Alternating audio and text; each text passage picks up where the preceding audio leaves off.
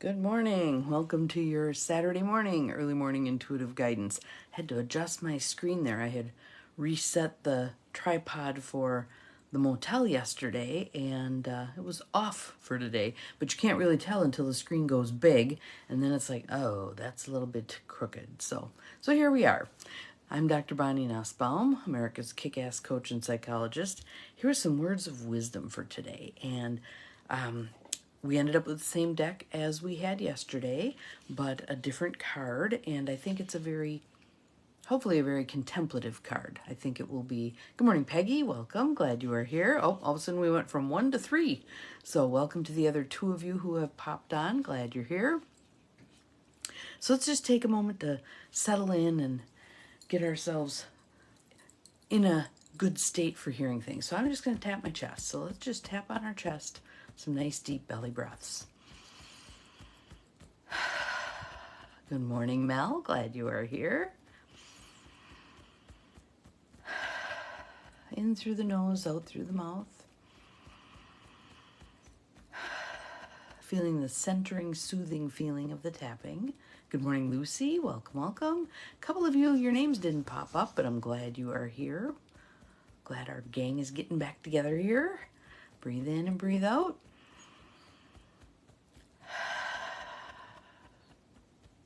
So I'm just noticing that the deck that we are using is, again today, the Allowing Prayers deck, 57 Invitations to Spark a Conversation with Your Soul by Siobhan Nash. Good morning, Carolyn. Welcome. Thank you for the hearts. Good morning, Linda.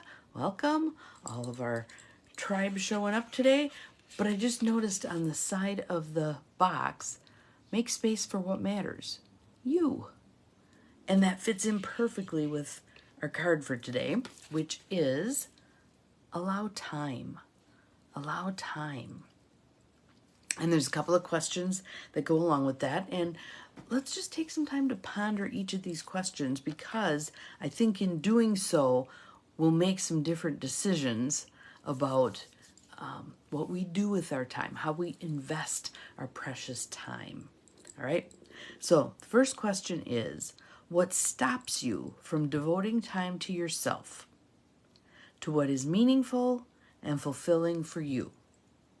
I actually just had a friend who indicated that she might be asking to drop from 40 hours a week to 30 hours a week. And I thought, ooh, that would be some time then. Maybe she and I could go sit at coffee once a week and just do some writing together. So I got to pose that to her, see what she thinks. But what stops you from devoting time to yourself, to what is meaningful and fulfilling for you?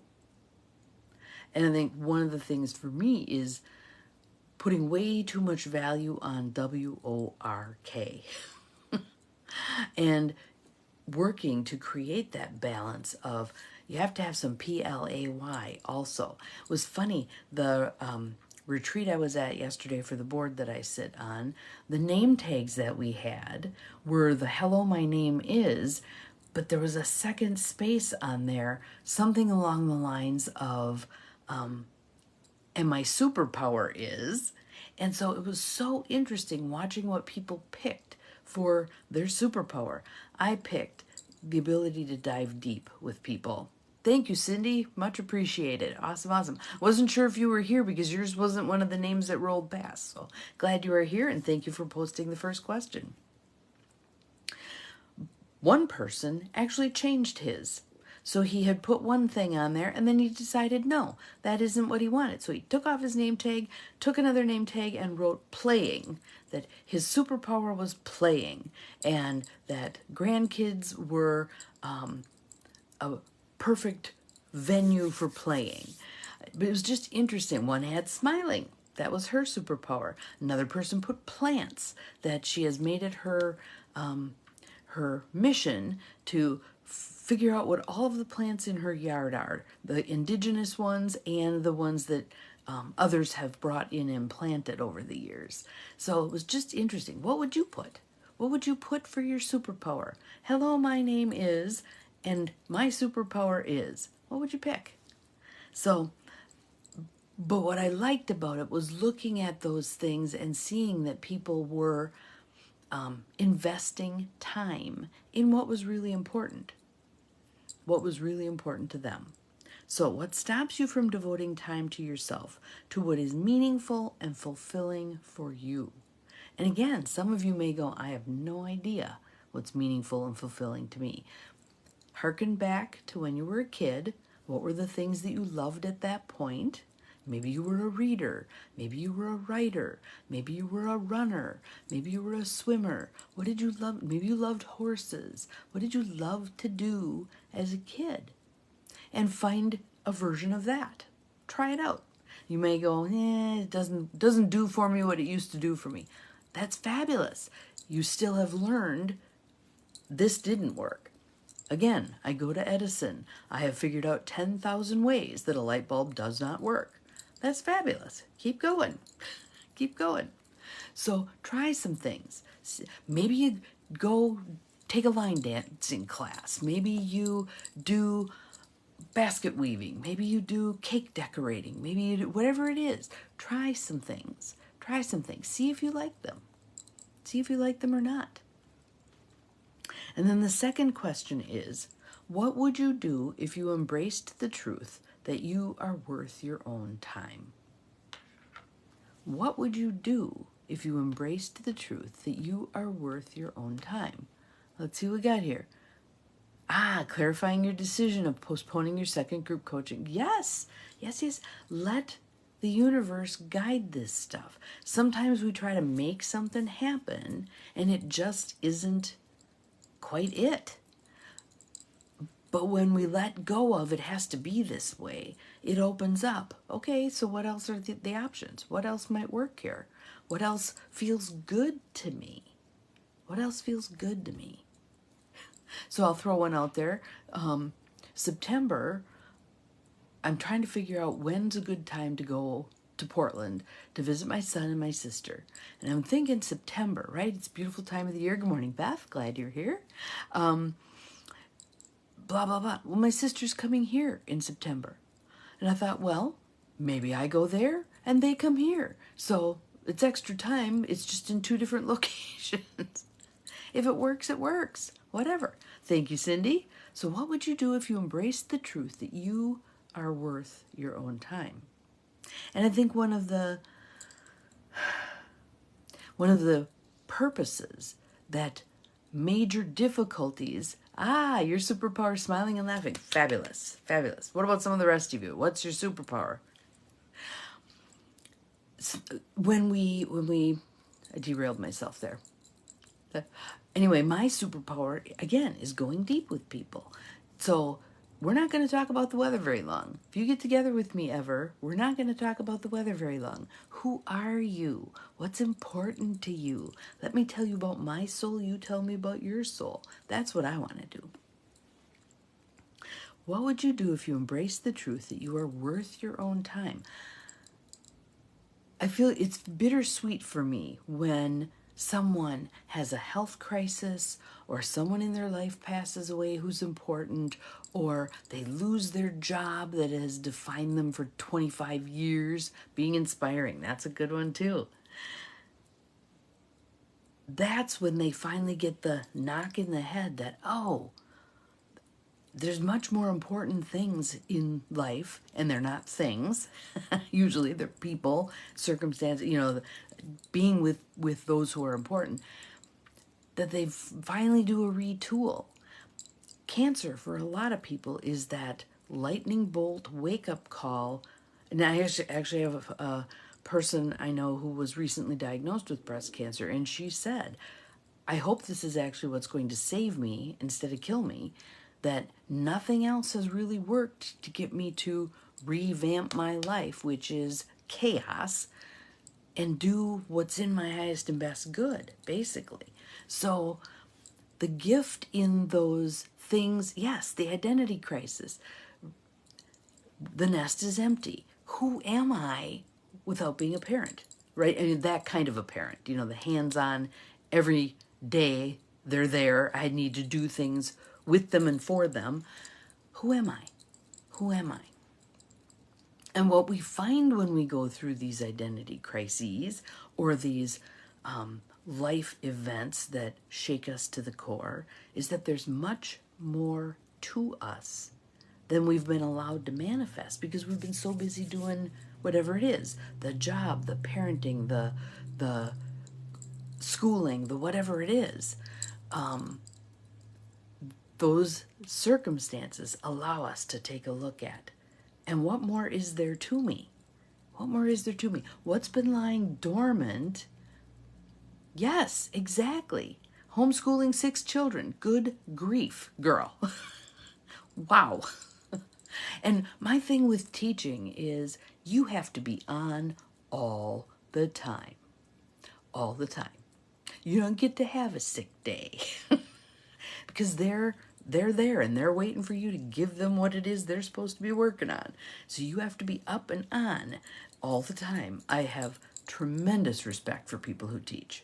Tremendous respect. You know, having done retreats and workshops, having a 2 or 3 day retreat, being on that whole time, I get it. I get it.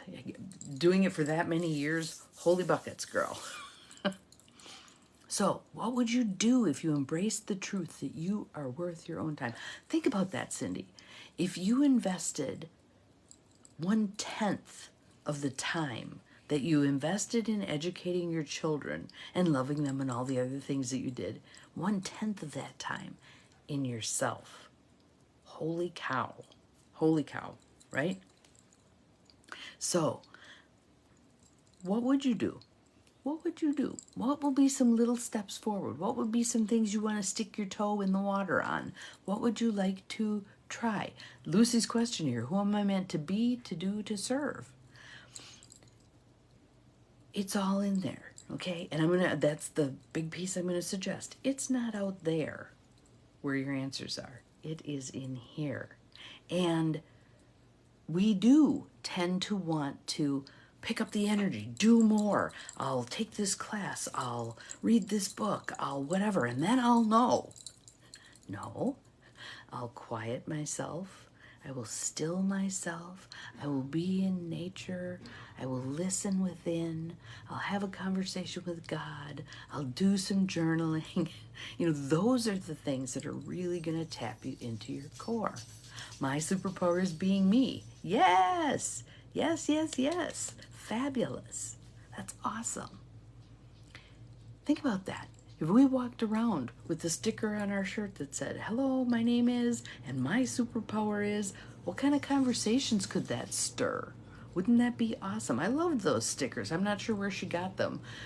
I actually had an administrative assistant at one point that every time we did an event and we had to do the hello, my name is, she always put, hello, my name is Fabulous. She got some great conversations out of that. Great conversations out of that.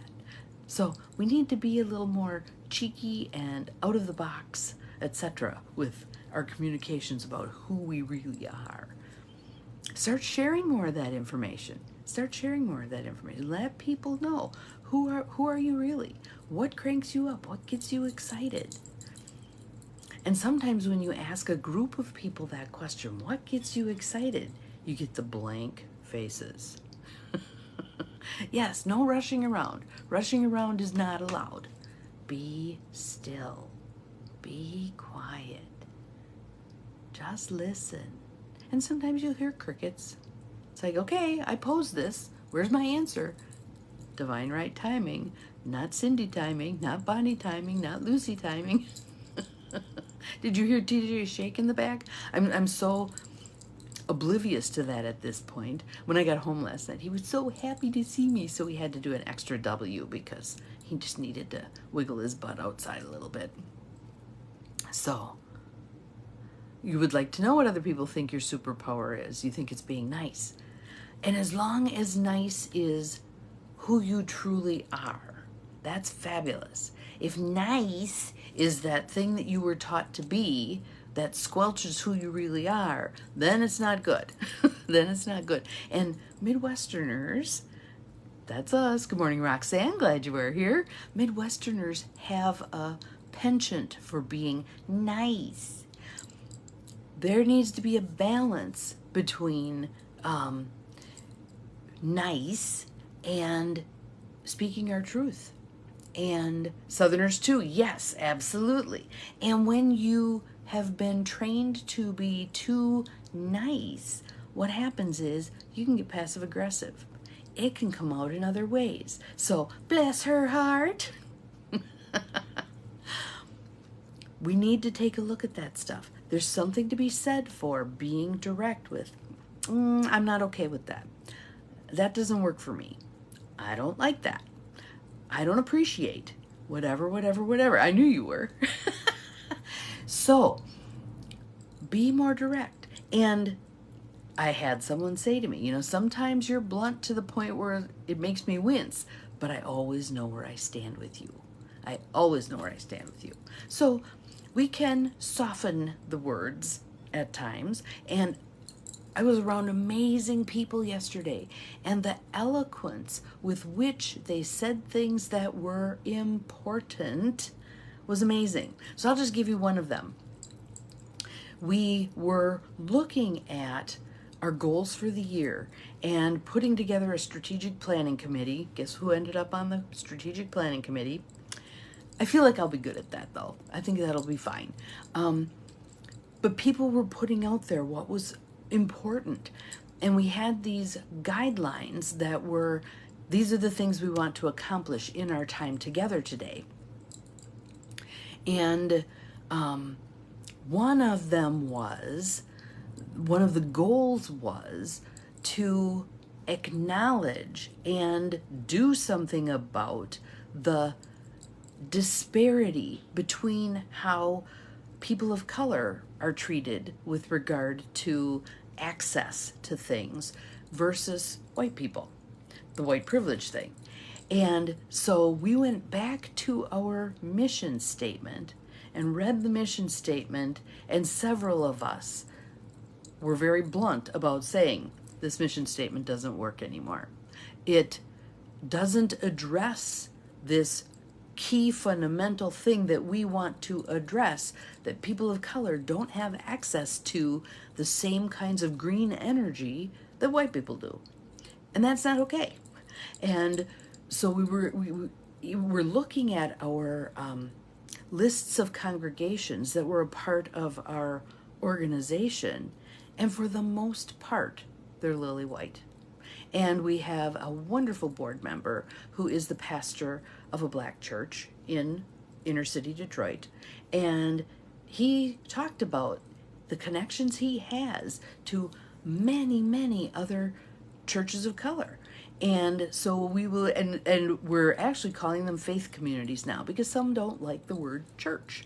So we're going to be working on how do we help churches of color get access to houses of worship for color, people of color, so that they get access to the same stuff that the white churches are getting access to. The funding, the information, the raw materials, all this stuff. So that was just one example where several of us just kind of popped up and said, this ain't going to work anymore. So now we have to redo our mission statement, which is absolutely fine. Because to me, that kind of stuff, it's the same as being a person. What's important to you at one point changes over time. As you get more information, as you get older, as you have more wisdom, blah, blah, blah. The same for an organization. Hopefully those things, your mission, your vision, all that stuff, are working documents. The goals you're going to be working on for a year are probably not the goals you may be working on for the next year. There needs to be change. There needs to be growth, right? So, allowing time. I'm going to challenge you. What will you do to concretely set aside some time for you? Because you can watch this thing and you can go, yeah, Bonnie, that's a great point, blah, blah. And then you go back to doing things exactly the same way you've done them before. How are you not going to slip back into robbing your time, your precious time that you would devote to yourself? Because some of you will do this for a couple of days and then you'll fall off the wagon again because it's not habitual yet, all right? So what are you going to do that will get you to devote some time to you, to what's meaningful to you, to what's most important to you, to even figuring out what those things are, who those people are. What will you do? Make a commitment to yourself, make a commitment to all of us, put it out there, put it in the feed. We can follow up with you, make sure it's happening, staying connected to my feelings and my needs. Beautiful, beautiful, beautiful. And acting on prompts. Acting on prompts. When you get a little nudge, call so and so, say this, go here. Follow those prompts, follow those nudges. Okay? That's important. All right. Have an awesome Saturday. We'll see you again tomorrow. Remember, you are capable of far more than you think you are. Bye-bye.